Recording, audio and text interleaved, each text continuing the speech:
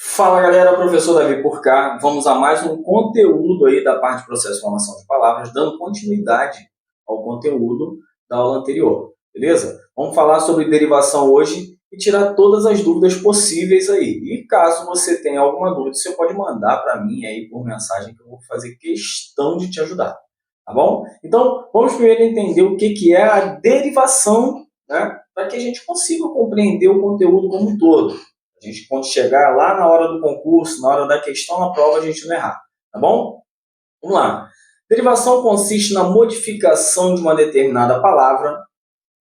Claro que essa palavra, ela é uma palavra primitiva, tá? Por isso, é a modificação dessa palavra primitiva por meio de acréscimo de afixo. Então, eu vou pegar uma palavra primitiva, vou agregar um elemento mórfico ali, um afixo, ou antes ou após essa palavra, vou formar um novo termo. Claro que não se resume a isso, tem mais coisas aí, até porque quando se trata de derivação, eu tenho uma abrangência muito grande. A derivação ela é subdividida em 6 tópicos. Eu tenho derivação prefixal, derivação sufixal, prefixal e sufixal, parasintética, regressiva e imprópria. Então, como é que eu vou definir cada termo desse aí? Então, a gente vai ter que analisar passo a passo. Mas, vamos entender uma outra parte que gera muita dúvida, né? Muita gente tem essa dúvida, muita gente me pergunta também. Porque quando se trata de, eu sei que vai se agregar um elemento mórfico chamado de afixo, mas o que é um afixo? Eu não sei o que é um afixo. Como é que eu faço para descobrir? Vamos lá. Afixos são morfemas, ou pequenas partes de palavras que se juntam a um radical, que esse radical é a parte primitiva, não esquece não, tá? Então, esses morfemas vão se agregar a esse radical para modificar, né, o seu significado ou para formar uma nova palavra. Aí vai depender, claro, da estrutura. Por exemplo, se eu quero modificar o significado de uma palavra, eu tenho lá o verbo aparecer. Né? Vou modificar o seu significado. Aparecer, você sabe, que é aquilo que estava sumido e apareceu, né? Veio à tona. Agora, desaparecer já modifica o significado. Eu agreguei um prefixo ali, des, que deu uma ideia de quê? De algo que não vai mais aparecer, ele sumiu. Tá bom? Então, isso é modificar o significado. Agora, quando eu falo de modificar ou apresentar uma nova palavra, aí eu trato, por exemplo, quando se trata de verbo, do verbo pôr. Eu tenho lá, pôr, que é colocar alguma coisa em algum devido lugar, tá? Mas que, dependendo da minha estrutura, eu posso ter o repor, o compor, o expor, o depor, né? E cada elemento desses verbos que eu falei, cada elemento tem um novo significado, tem uma nova ideia, uma nova semântica quando se trata de verbo. Tá? Então, entendido que são afixos, né? Sabendo que esses afixos são elementos mórficos que vão apresentar um novo significado a essa palavra ou apresentar uma nova palavra, aí sim, a gente vai para a parte de derivação propriamente dita e entender cada elemento, cada processo.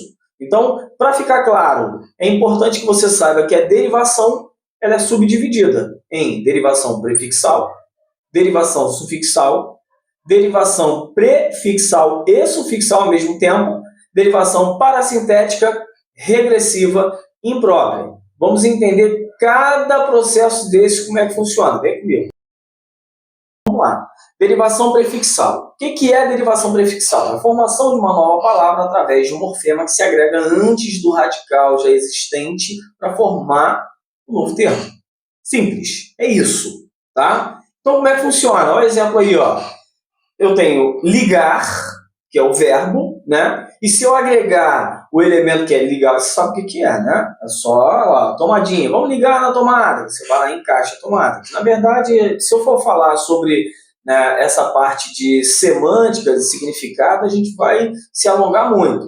Mas você sabe o que é ligar, né? Se eu agrego, por exemplo, o elemento des, que é um prefixo, é um morfema que se agrega antes do radical, eu vou formar a palavra desligar, que aí é totalmente o antônimo de ligar. Olha que detalhe maneiro.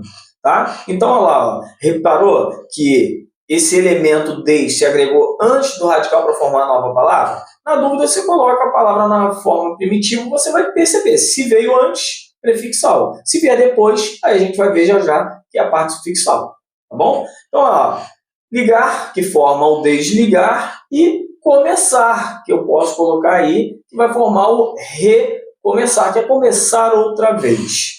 Tá bom? Bem simples. Depois vem assim, derivação sufixal. Aí vem assim, a adição de um sufixo, né? O elemento mórfico, um afixo, vai se agregar após o radical para formar a nova palavra. Básico também, tá? Muito básico. Até porque, por exemplo, canto, eu posso colocar. É o comum que a gente usa no dia a dia, né? Você fala com o teu filho lá, ó, fica ali no canto. Só que como ele é criança, você tenta agregar uma linguagem mais amena. Então, você, ao invés de falar canto, você fala o quê? Vai lá para o cantinho da parede. Pronto. Ele vai ficar lá no cantinho. Tá vendo? Então, esse cantinho, esse inho, que é o sufixo de diminutivo, tá? Ele deu origem a uma nova palavra, tá? Que é chamada de derivação sufixal. Essa palavra cantinho tem como processo derivação sufixal. Mas vamos ir mais além, né? Eu tenho lá a cadeira, né? Que é o que a gente utiliza como assento, sem problemas, tá?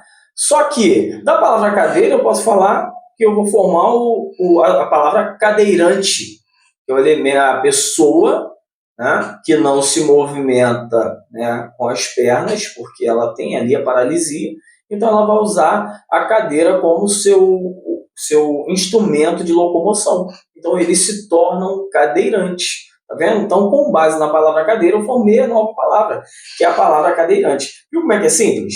Não tem muito segredo, tá? Agora, aí, ó.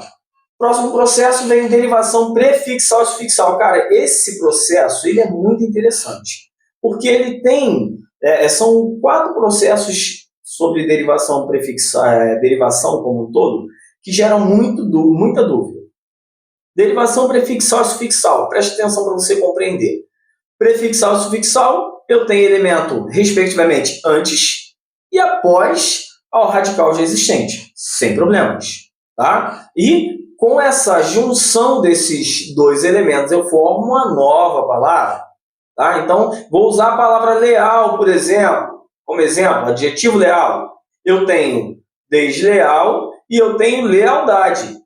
Desleal prefixal, lealdade sufixal, mas eu também tenho a deslealdade, né? Que quando eu tenho ambos os afixos agregados, respectivamente, à palavra leal, eu formo ali a deslealdade, cujo processo é prefixal e sufixal ao mesmo tempo. Essa é a base, tá? Agora vamos lá. Se eu retirar o dade, existe desleal? Existe, eu acabei de falar, aí vai ser só prefixal. Se eu tirar o des, existe lealdade? Existe, acabei de falar.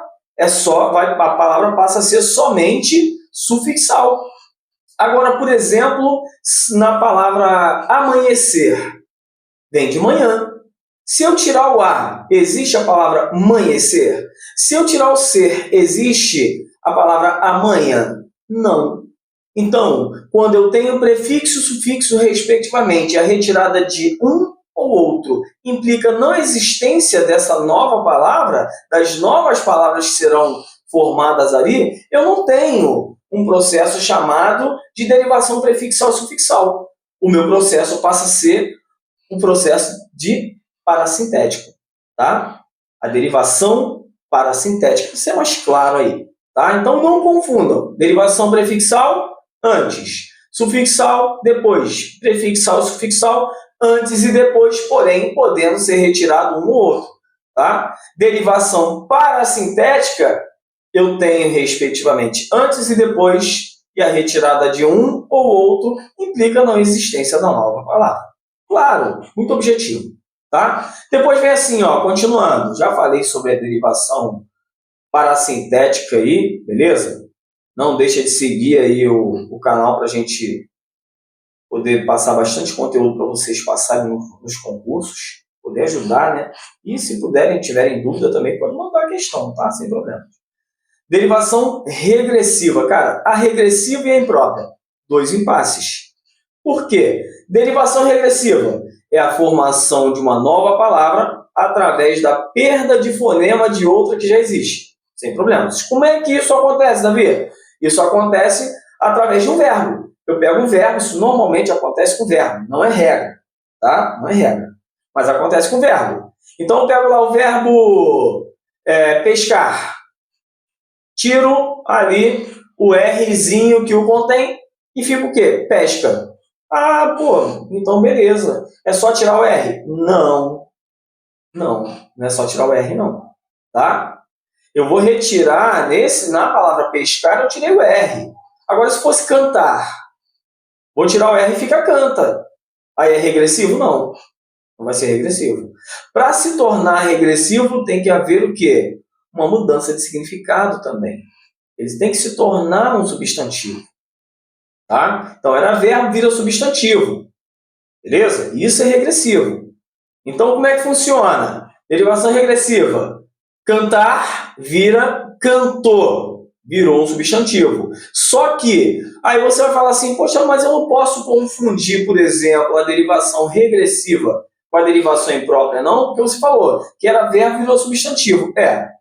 Mas olha o detalhe importante. Quando ele deixa de ser regressivo, né, e passa a ser impróprio, é quando a estrutura dele não se altera.